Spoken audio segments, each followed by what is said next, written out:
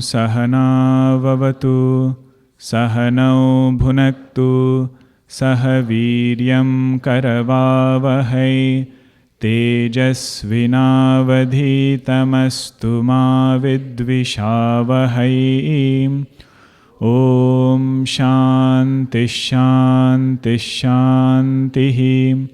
Samasta Jana Kalyane Niratam Karunamayam Namami Chinmayam Devam Satgurum Brahma Vidwaram Satgurum Brahma Vidwaram. 22nd verse onwards. Yehi samsparshaja bhogaha dukkhan. Together. Yehi samsparshaja bhogaha dukkhayonaya evate adyantavantah kaunteya nateshu ramate buddhah shaknoti haiva yassodhum praksharira vimokshanat kamakrodhodbhavam vegam sayuktasya sukhi narah yontas sukhontararamah tathantarjyotirevayah sayogi brahma nirvanam brahma bhutodhigacchati labhante brahma nirvanam rushayakshina kalmashaha chinnadvaidhayatatmanah sarvabhutahite rataha. Bhagavan is telling Arjuna the secret of reveling in one's own true nature. Rahul, little louder. Bhagavan says, good. Bhagavan says, in spite of studying Vedanta, if one is unable to revel in that bliss, there are few things we can pay attention to. If we fix those things, teaching of Vedanta will open up even more. Bhagavan picks two main pain points, you say, two main things which can be an obstacle for a sadhaka. First one he says is sense objects. Yehi samsparshaja bhogaha dukkha yonaya evate. Sense objects, the thought which rises with the contact of sense object and sense organ. This is those kind of bhogas which are there. In the beginning they look very joy-giving, but their culmination is in sorrow. All good things in the beginning they look very sorrowful, but culmination is in joy. Dukkha yonaya evate, one who is able to see this sorrow in sense objects, seeing the impermanence of these sense objects.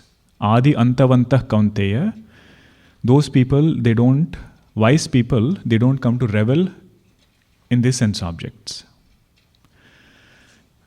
We should pay attention to the word used. Na teshu ramate, it is said. Not na teshu anubhavate. Experience of that sense object might be there, but mental reveling in that sense object, that has been taken away. Then Bhagavan said, one should not be surprised if desire and anger rise in a person. What is the greatness of a sadhaka? In spite of desire and anger rising in a person, this sadhaka is able to bear the storm, the onslaught of desire and anger. That was his greatness. 23rd verse Bhagavan said, Shaknoti haiva yas sodum. Sodum means sahitum, one who can forbear. What can he forbear? Kama krodhod bhavam vegam. Vega means the storm coming because of desire and anger.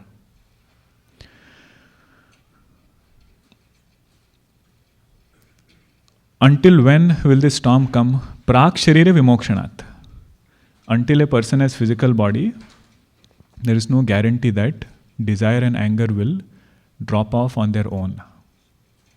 It will come to bother a sadhaka all the way until end of life.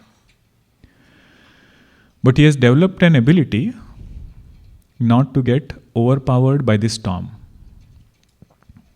Shaknoti haiva yasodum praksharira vimokshanat kama krodhodbhavam vegam sa yuktah sa sukhi narah. That person is happy, that person is free. That person is as though liberated.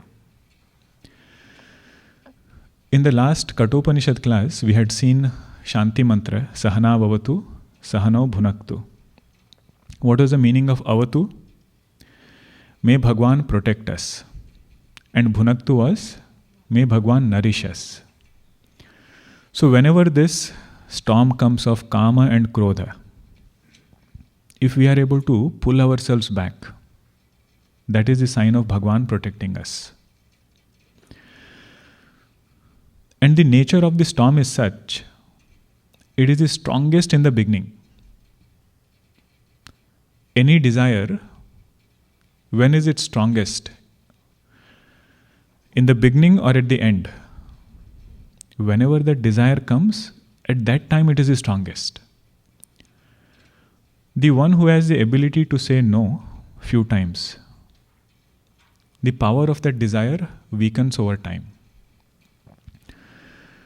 This is one psychological thing, that the storm is the strongest in the beginning and it reduces its intensity over time.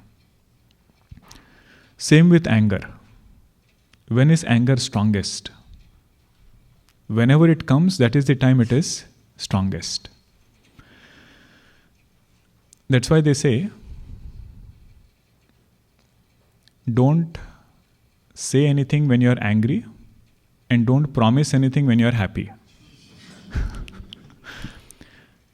Because our viveka is not very clear at that point. That is called the spiritual strength of a sadhaka. The expectation is not anger and desire not rising at all. That will come later. If anger, desire doesn't rise at all, that person is siddha, perfected person. For a sadhaka, the sadhana is, in spite of the storm rising, he is not allowing it to overpower him. So this is one very important aspect of our mind, that how does it work? Which is so strong in the beginning, slowly it starts losing its power. Sometimes you also feel, if we don't allow these emotions to express, will it become some kind of suppression inside? That thought also can be there. Somebody might say, if desires are there and you don't allow them to express, will that not expressing of desire become some kind of suppression? They will even give solutions. If you are angry, go to an empty room and shout. You will feel better. You should vent out your emotions, not suppress them inside. In our Shastra it is said, whatever vega, whatever storm comes at body level, if you stop it, it will do harm. Body level, not mind level. But whatever storm comes at mind level, if we stop it, it will do good. For example, whenever a person feels like sneezing, it is said you should not stop the sneeze. If you stop it, it will do harm. Any vega from the body, it should be allowed to express. But vega at mind level, what is Bhagavan Krishna's advice? One should put forth effort to stop it. And that stopping will not be called as suppression. Why is it so? Because behind that stopping, there is a greater purpose. Suppression is when inside we want to do something, and because of outer pressure, we are unable to do it. Inside I feel like eating some sweet. but I've already told people I have given up sweet. Now that pulling back from eating sweet, that is suppression. But internally, if we have made this conviction or resolve that I want to overcome this particular shortcoming, even when nobody is there, if you are able to pull back, that pulling back will become sublimation. That is the beauty of bearing this storm. Bhagavan Krishna is not just saying blindly try to pull yourself back from desire and anger. That pulling back has a greater purpose. That person might seem very weak to the world. You say, what is this? You never get angry. You are saying you should not have any desires. But he says this pulling back from desires and trying to overcome anger has a greater purpose of attaining the supremost goal. In that light, everything becomes meaningful.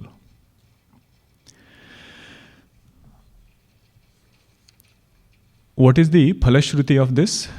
Yaha antas sukha antara ramaha.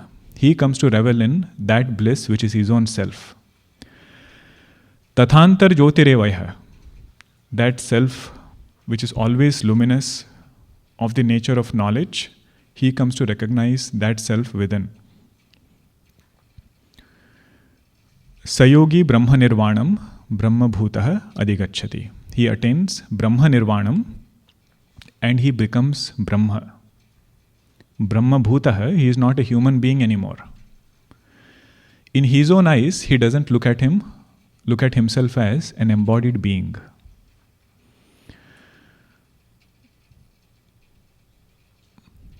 Any adjectives given to a jnani, even if it be a compliment, is actually a bondage. Any adjective given to a jnani, even if it is the greatest compliment, from their own standpoint, it's a bondage.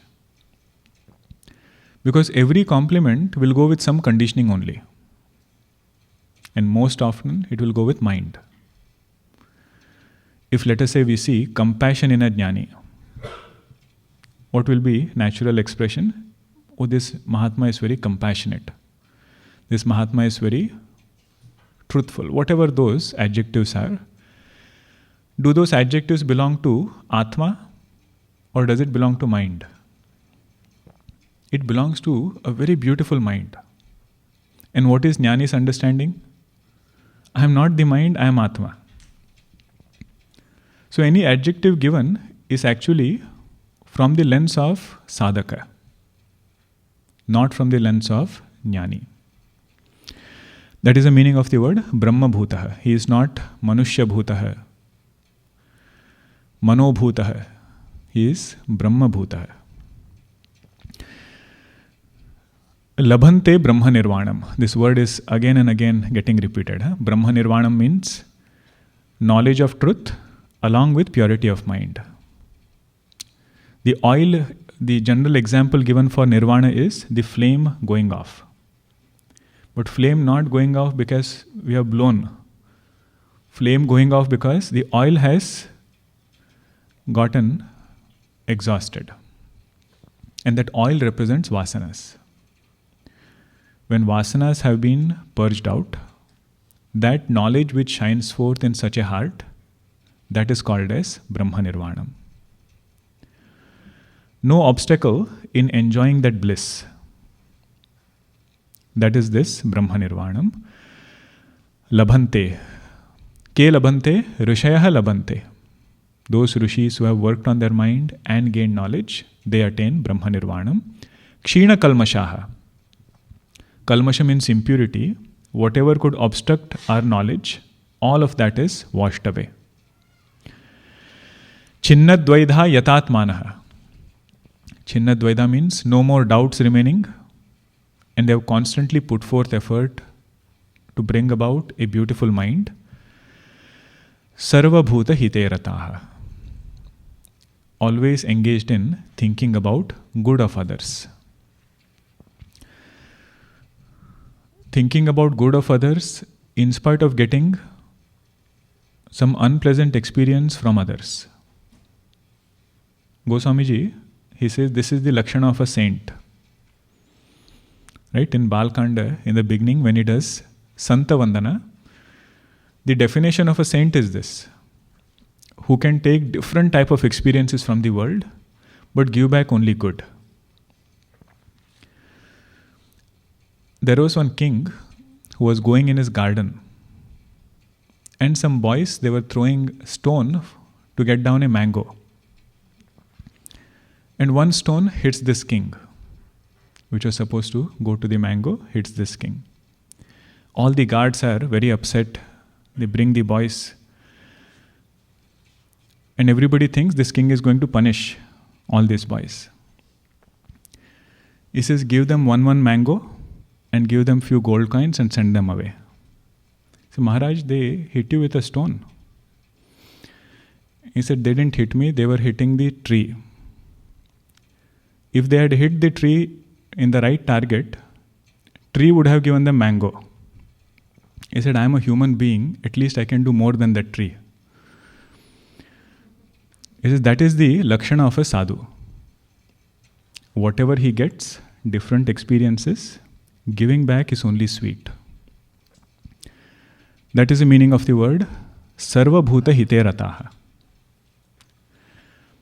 When we did 12th chapter of Bhagavad Gita, did we do 12th chapter or no? Labor Day camp we did, 2020. Not 2020, 2021 I think, 2021. There also this word comes, Sarva Bhuta Hite Rataha.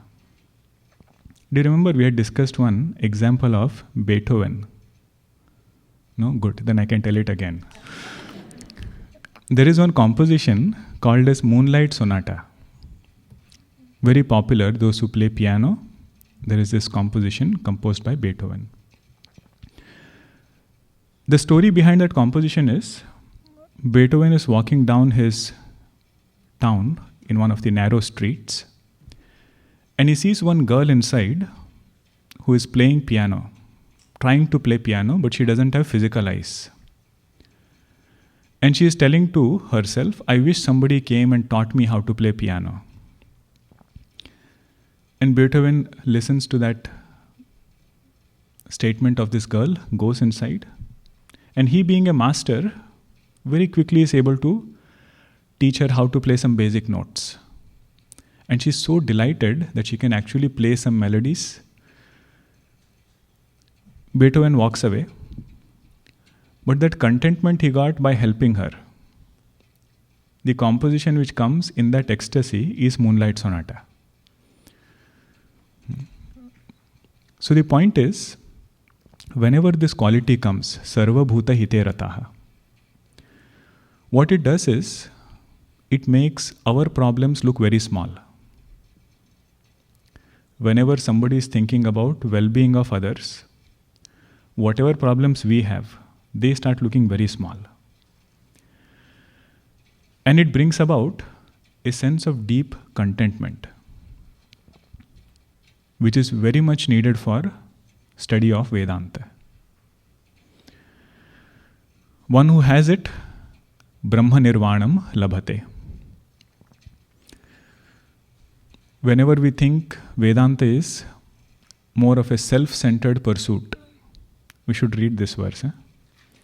The qualification needed is Sarva Bhuta Hite Rataha. That person is somebody who is always thinking about doing good to others. That person will know the truth. Now Bhagavan says, until this point was sadhaka.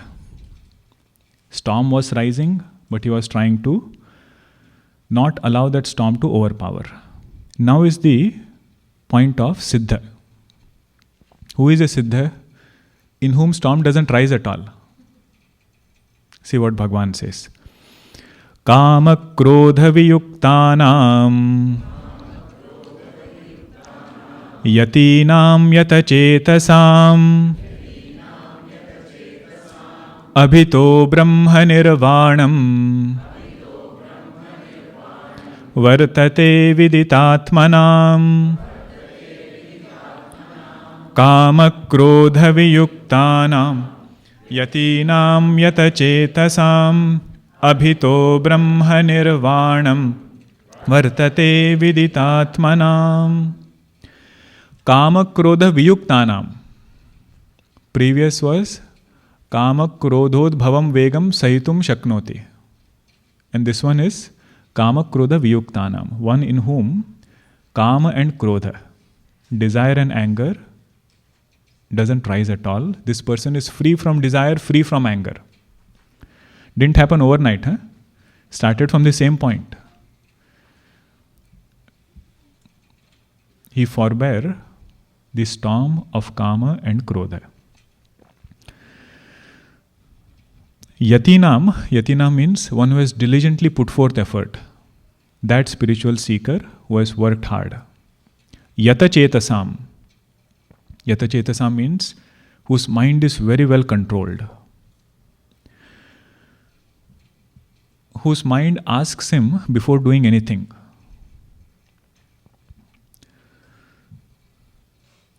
We keep saying it is my mind. But this mind neither asks us nor does what we want it to do.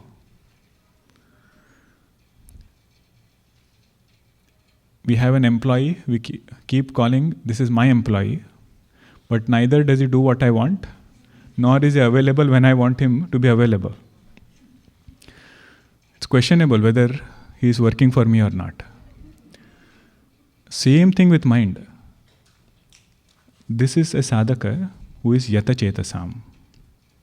Mind is kinkaraha. Kinkara means it comes and asks only what this sadhaka wants this mind to do, that it will do.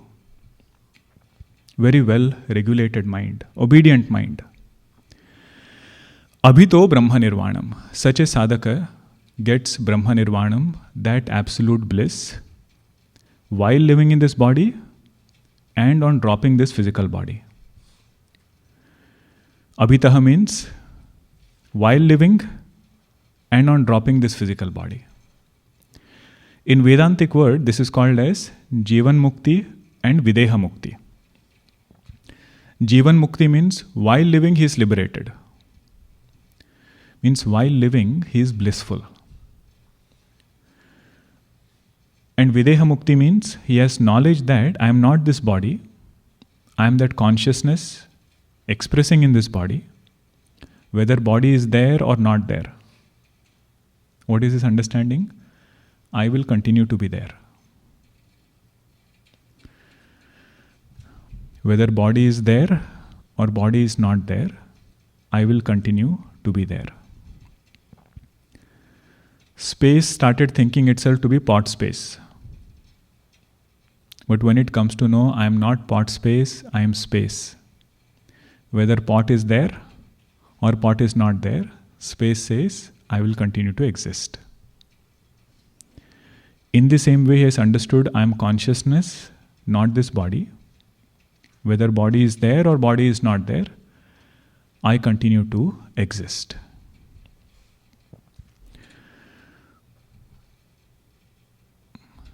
One Mahatma Ji would say, Mrityu ek bhram hai. Death is a delusion. Because neither were we born, nor are we going to die. If I identify with this body, there is birth of body, death of body. That understanding he has gained. Vartate viditatmanam. Viditatmanam means who has understood the nature of Atma. Vidita means understood. Atma is that self. One thing to note here is, out of all the obstacles, Bhagwan is mentioning only two here. Desire and anger. Means how important is to overcome these two obstacles. To attain abidance in this truth, to revel in this truth, Bhagwan says only two things you need to work on. First is bearing the storm of desire and anger and striving to eliminate it completely. Abhito Brahma Nirvanam Vartate Viditatmanam. That person comes to attain this Brahma Nirvanam. With this, 5th chapter is done. Where did Bhagavan start? Arjuna's question was there. Between Vividisha Sannyasa and Karma Yoga, which one is better? Bhagavan said, for Chitta Shuddhi, Karma Yoga excels. And he said, whatever state a Karma Yogi gets, whatever state a Vividisha Sannyasi gets, same state Karma Yogi also gets. Yat Sankhyai Prapyate Sthanam Tad Yogairapi Gamyate. This is the 5th verse. Whatever state a sannyasi will get, a seeker of knowledge will get, that same state Karma Yogi will also get. How will he get it? First he started with Karma Yoga. That Karma Yoga brought Chitta Shuddhi. Along with that, control of sense organs. With all of that, he did Shravanam. He understood what is his own true nature. Not only did he do Shravanam, he also did Mananam. All doubts were removed. And that led him to this truth. Abhitaha Brahma Nirvanam Vartate Viditatmanam. Bhagavan's promise is fulfilled. He said, whatever is available for a Jnana Margi, same thing is available for a Karma Yogi. What is the path? That he mentioned in the 7th verse. What is the 7th verse? 5th chapter, 7th verse. Yoga Yukto, Yoga Vishuddhatma, Vijitatma, Jitendriya. Sarva Bhutatma, Bhutatma. Means first he started with Karma Yoga, then he won over his mind, then he won over his sense organs. Then he did Shravanam and he understood, I am Sarva Bhutatma Bhutatma. Sarva Bhuta and Atma Bhuta. Inert and sentient beings, I am the Atma of everything. This whole creation is appearance in consciousness. That consciousness I am. This he has understood.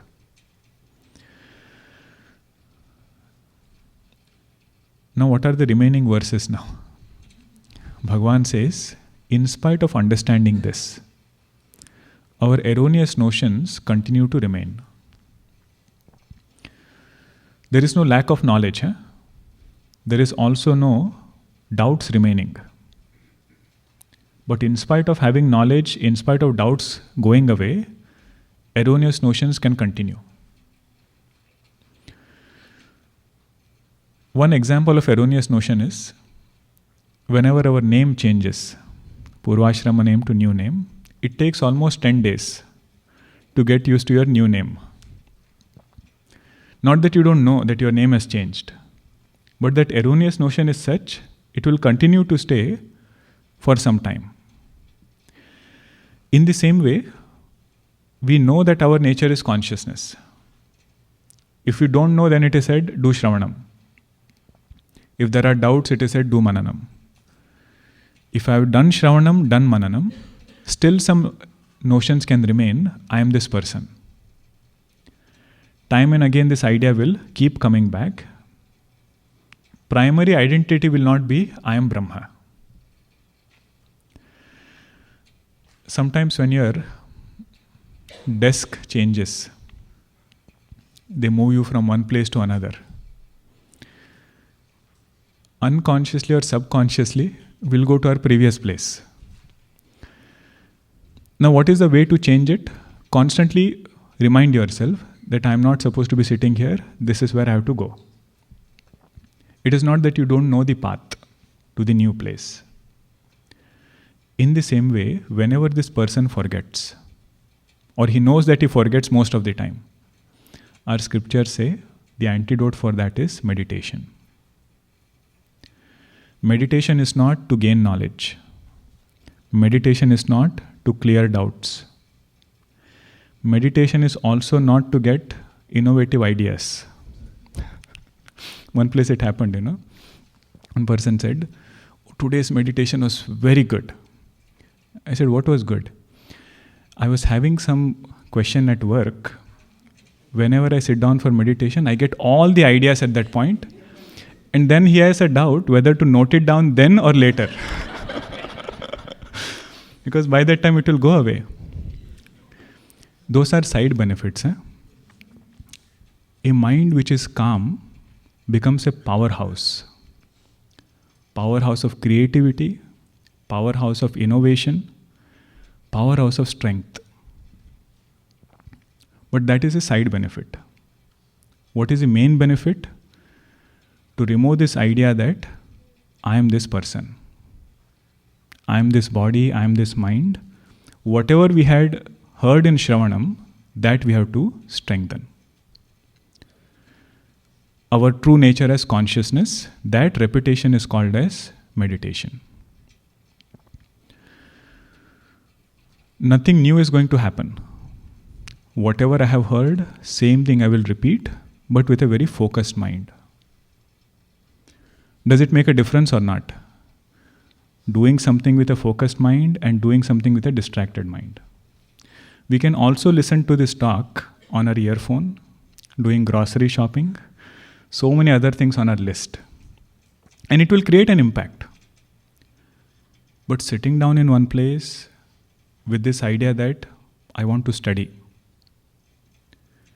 and with attention when we do it, that impact is very different. So meditation is not doing anything new than Shravanam. Whatever we heard in Vedanta, there is not even a slight change in meditation. What is the only difference? At the exclusion of everything else, we are holding on to just that one thought. Next 3 verses, Bhagwan is putting the seeds of 6th chapter, which is about meditation. If anybody has any questions about meditation, if you say, I have no clue, where do I start? Study 6th chapter. I've been already doing meditation for some time. How can I progress further? Study 6th chapter. Advanced sadhaka, long time doing meditation. What more is there for me? 6th chapter. There are 4 main topics in 6th chapter. If you get those 4 topics, entire 6th chapter is in your palm. First topic is preparation for meditation. What is the preparation needed for meditation? That is the first topic. Second topic is, what is the lifestyle of a meditator? If I am meditating for 1 hour, how do I live, or how should I live remaining 23 hours, including sleep? Bhagwan will elaborate on the lifestyle of a meditator. Third topic is, what is the technique of meditation? What am I supposed to be meditating upon? First one was preparation. Second is lifestyle. Third is technique.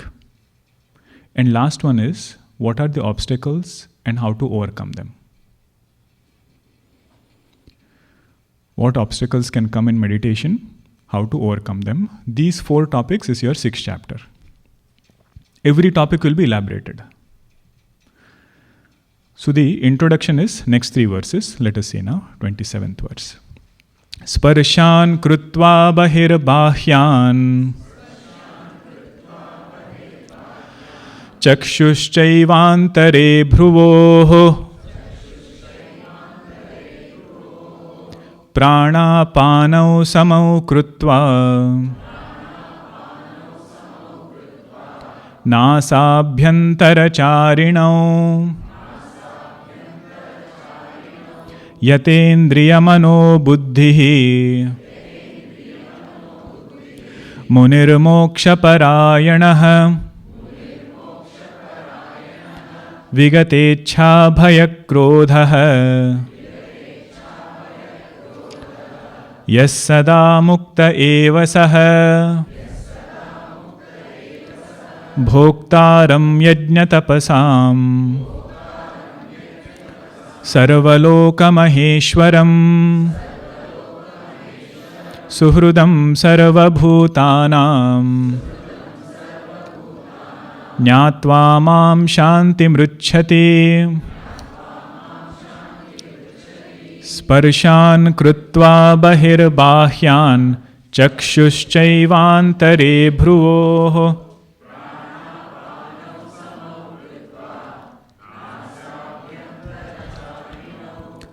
yatendriyamano buddhihi munirmokshaparayanaha vigatecha bhayakrodhah yassada mukta eva saha bhoktaram yajñatapasam sarvalokamaheshwaram suhrudam sarvabhutanam jnatva mam shantimruchyate.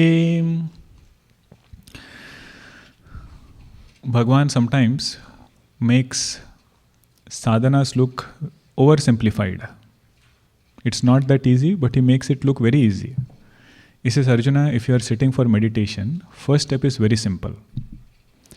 Whatever is outside, let it remain outside. Can you do it? That's what he's saying. Sparshan krutva bahihi bahyan.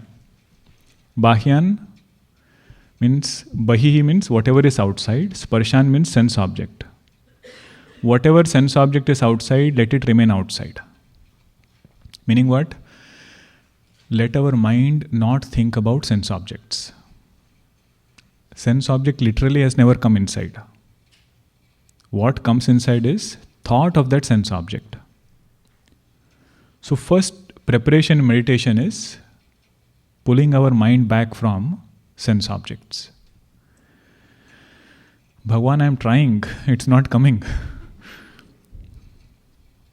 There Bhagwan will give more perspectives. First thing he says is, make a firm resolve. Do you want the truth or not? Wherever the resolve is firm, there it is easy to put our mind. There it is easy to withdraw our mind from everything else. So increase this resolve for self-abidance. And once that happens, he says, think about limitations of sense objects. Even if it is not coming in spite of us pulling it back, the sadhana there is pratipaksha bhavana. Read Bhajagovindam again, go verse by verse. It will be one of those verses in Bhajagovindam which is pulling, means object will fall under one of those verses. The object which is pulling our mind out. And correct our thinking based on that perspective. And third, he says, we should do this practice regularly. Our mind has a lot of muscle memory. Sometimes when you are getting in your car, do you consciously sit in your car and say, okay, now this is the key, I have to put it inside and I have to turn? We don't do that.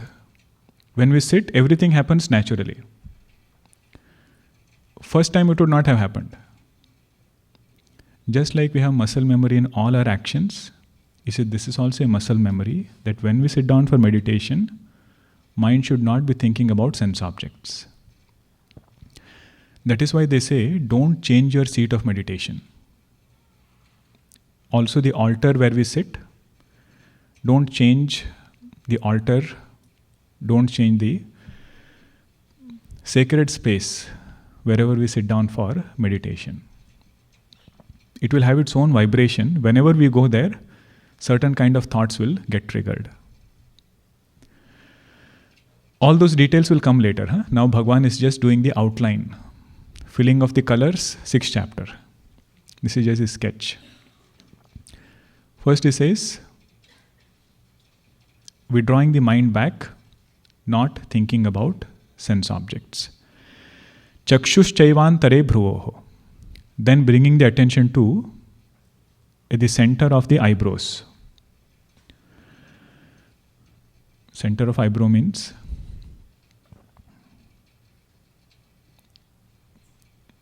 it is said our mind uses eyes the most to gain information. Focusing this mind on a particular point is called as dharana. Either it can be center of eyebrow, or it could be even breath. Just bringing attention there, pulling the mind back from other things. If you have pulled the mind back, this mind needs something to hold on to. So whatever we give for this mind to hold on to, that is called as dharana. This is all preparation. Huh? Meditation is not on center of eyebrow. For bringing the mind back, pratyahara. Actually, these are Ashtanga Yoga sadhanas. Bhagwan doesn't start with yama, niyama, asana. Bhagwan Krishna assumes our lifestyle is sufficiently good for meditation. We know how to sit for meditation. Asana, he says, I will not teach how to sit in Padmasana, Sukhasana. Those things, he says, we should have figured it out. He starts from pranayama. Second line is pranayama. Pranapanau samau krutva nasabhyantara charinau. Means that prana and apana, which is moving in and out of the nostrils, this person has steadied his breath. Breath and mind have a very strong connection. The quickest, most effective, and the simplest way of calming down the mind is deepen your breath. You don't have to do anything else. Huh? Don't even have to stop it. Neither do you have to count. Counting is good, but simplest technique is just breathe deep and exhale. And whenever the breath shortens, that is when mind wanders. Ramana Maharshi says this is the best technique to make the mind even disappear. Vayu rodhanat liyate manaha jala pakshivad rodha sadhanam. He says if you control the breath or observe the breath, it is so powerful that this mind which would have flown in all directions, it will be available to you to work upon. And if we can do it sincerely, this mind can even go in laya. Laya means it will as though disappear. Not permanently disappear, it will come back again, but at least that window I have to start my main meditation. So Bhagavan says the first preparation is sit down in a quiet place, pull back the mind from all sense objects, then focus your attention on some point. Best is hold on to the breath, inhale and exhale, just observe it. Steady the breath. Then what should I do? Yatendriya manobuddhihi. One whose mind and sense organs are very well controlled. Munir moksha parayanaha. This Muni, he is keeping moksha as his supreme-most goal. Means he is an inspired meditator. Inspired meditator, he has his goal as moksha and is looking forward to it. These are all preparations. Munir moksha parayanaha. What is his lifestyle like? Vigatecha bhayakrodha. Not overpowered by desires. If desire is there, anger is there. If desire is there, fear is there. About whatever thing we have attachment, there we will see fear. Fear of losing it, fear of that thing changing. All of that is removed because he has removed desire. Vigata ichha. Ichha means desire. If ichha is gone, bhaya and krodha also will go away. Anger and fear, both of it is removed. Means at the seat of meditation, he cannot afford to entertain desires. Vigatecha bhayakrodha yaha sada mukta eva saha. That person is as though liberated. Not once in a while, eternally liberated. Yaha sada mukta. Sada means eternally he is liberated. Means the clarity of knowledge that he gets is not time bound. Otherwise, what would be the problem? When I sit in meditation, I am liberated. The moment I get up from meditation, world is bothering. But this Vedantic meditation is unlike any other meditation. Why is it so? Because liberation is not coming because of meditation. Why is liberation coming? Liberation is coming because he understands he is ever liberated. As that consciousness, he has understood, I was never bound to begin with. I am thinking I am bound because I identify with body and mind. This is the erroneous notion he is trying to correct.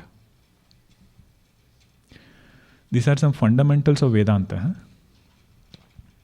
In Vedanta we say, moksha is not attained. Whole pursuit, I thought we are here to attain moksha. One Mahatma Ji, one devotee came to him. He said, मुझे मोक्ष नहीं चाहिए. I don't want moksha. He said, आपको दे कौन रहा है?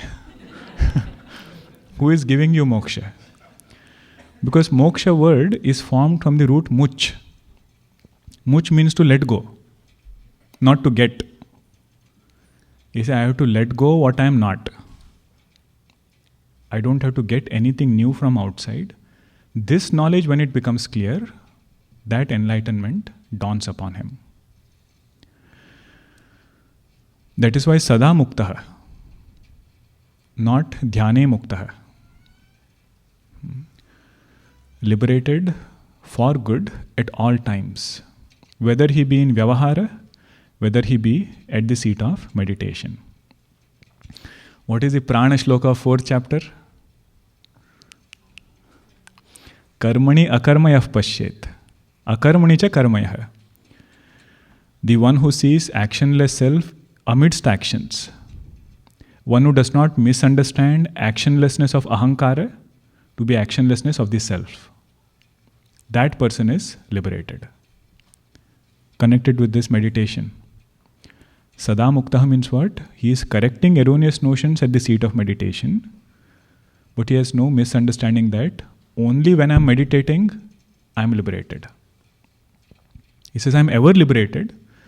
To understand this, I am meditating. In that way. Okay, Bhagwan, you spoke about preparation, you spoke about lifestyle. Now, what is the technique? What should I meditate upon? Is there some light that I can meditate? So many different techniques are there. Huh? Bhagwan says, no, follow the traditional technique. You have to meditate upon Mahavakya. Meditation is always upon Mahavakya. So 29th verse is Mahavakya. What is Mahavakya? Identity revealing statement. Bhagwan says, Bhoktaram yajna tapasam. The experiencer of every experience. Experiencer of yajna, experiencer of tapasya, all experiences whichever is happening, that is consciousness. All experiences, the one who is the main experiencer, that is consciousness. Sarvaloka Maheshwaram, the one who is Lord of this universe. Sarvaloka Maheshwaram. Sarvaloka means entire universe, the one who is the Lord. That Lord is also consciousness. The one who is experiencer of all experiences and the one who is Lord of universe, both are the same. Suhrudam sarva bhutanam. That same consciousness appears to be Suhrud, your friend. Along with conditioning, it is Suhrud. Means it is our inner prompter. Antaryami is Bhagavan. Same consciousness appears as Suhrud. Nyatva mam shanti mruchati. Having known me in this way, you will attain that supreme most peace. Bhagavan could directly have said here, meditate on Tattvamasi. He says, no. How will I know whether we have understood what is Tattvamasi? Tvam pada is bhoktaram yajna tapasam. The individual is indicated by first quarter. I am the experiencer in all experiences. Tatpada is sarvaloka maheshwaram. That same consciousness with totality is the Lord of entire universe. Suhrudam sarvabhutanam jnatva mam shantim ruchyati. Knowing Bhagwan in this way, one attains supreme most peace. Fortunately, in 6th chapter, Bhagwan doesn't give complicated ways of meditation. 6th chapter, he will not say like this. Very simply, he will say, meditate upon who is witness of thought. First bring attention to thought, then shift attention to witness of thought. But don't think this witness of thought is somewhere within and this whole world is outside. That same witness of thought, this consciousness, is the essential nature of Bhagavan. That same Chaitanya is the substratum of this whole creation. It is Sarvaloka Maheshwaram, it is infinite. If you include conditioning, then that consciousness with finite conditioning is called as Jiva. Consciousness with total conditioning is called as Ishvara. But in its essential nature, it is only one consciousness. Then what happened to this world? What happened to this conditioning? Both of them are known to be an appearance. If somebody says that is too far-fetched, I can't take it as an appearance yet, then at least know that it is not you. That much we can do, right? Let it be there, at least for now, it is not me. Body is not me, mind is not me, world is not me. That consciousness I am. On this consciousness you meditate, and more clarity we get in Vedanta. The negation part of finite conditioning and total conditioning, that will become easier. Because unless we negate it, we are not in Advaita. Even if you have separated consciousness and body and world, and you say, I am consciousness, what did we end up with now? Consciousness and the world. That world which is waiting to eat me up when I wake up from this idea that I am consciousness. You see, that will not do permanent good. So that vichara is also needed. That this body and this creation, it's only an appearance.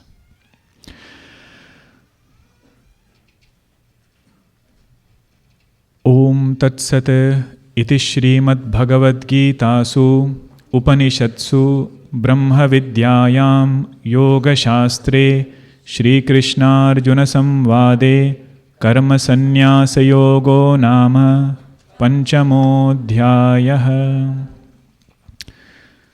With this we complete our 5th chapter. Next chapter is very important and beautiful, but we will not have a session next weekend, but the weekend after. Okay, so we'll start with 6th chapter on meditation.